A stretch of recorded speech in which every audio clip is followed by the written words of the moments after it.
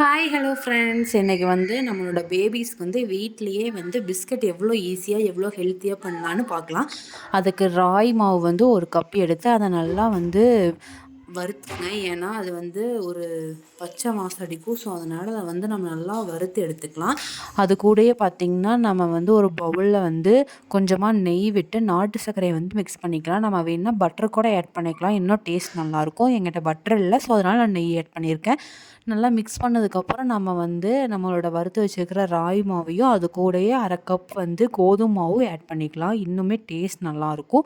So அதனால் கோதுமை மாவு கொஞ்சம் ஆட் பண்ணிவிட்டு ஒரு பிஞ்ச் ஆஃப் பேக்கிங் சோடா வந்து ஆட் பண்ணிக்கலாம். ஆட் பண்ணதுக்கப்புறம் எல்லாத்தையும் நல்லா மிக்ஸ் பண்ணி விடுங்க.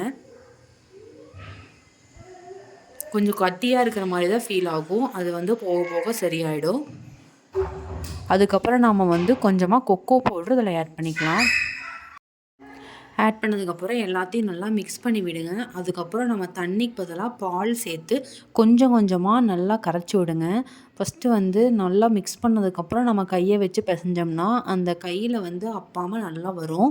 ஸோ அதனால் ஃபஸ்ட்டு இப்படி மிக்ஸ் பண்ணிவிட்டு அதுக்கப்புறம் கையை விட்டு பிசைஞ்சுக்கங்க. இங்கே பாருங்கள் எந்த அளவுக்கு வந்து சாஃப்டாக சப்பாத்தி மாவு மாதிரி வந்திருக்குன்னு. இப்படி இருந்தால் தான் நல்லாயிருக்கும். ஸோ அதனால் இந்த மாதிரி பிசைஞ்சுக்குங்க நல்லா.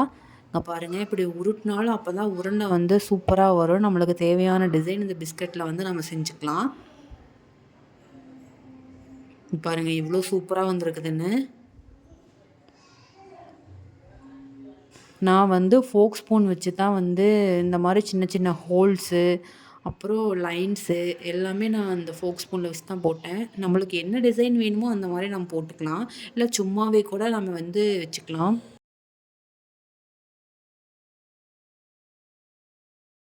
இங்கே பாருங்கள், இந்த மாதிரி பிஸ்கட்டை வந்து ஃபஸ்ட்டு ரவுண்ட் போட்டு இப்படி எடுத்து டிசைன் பண்ணி வச்சுக்கோங்க. அதுக்கப்புறம் ஒரு பேனில் வந்து கொஞ்சமாக நெய் தடவிக்குங்க, இல்லைன்னா பட்டர் கூட நம்ம தடவிக்கலாம். அதுக்கப்புறம் உப்பு வந்து ஒரு பாத்திரத்தில் வச்சு இந்த மாதிரி ஹீட் பண்ணிக்கலாம். ஹீட் பண்ணதுக்கப்புறம் நம்மளோட பிஸ்கெட்டை வந்து அது மேலே வச்சு ஒரு 25 மினிட்ஸ் வந்து நல்லா வேக விடுங்க. 25 மினிட்ஸ் ஆயிடுச்சுங்க. பாருங்கள், நம்மளோட பிஸ்கெட் சூப்பராக ரெடி ஆயிடுச்சு. இந்த மாதிரி நீங்களும் ட்ரை பண்ணி பேபிஸுக்கு கொடுங்க. பாய்.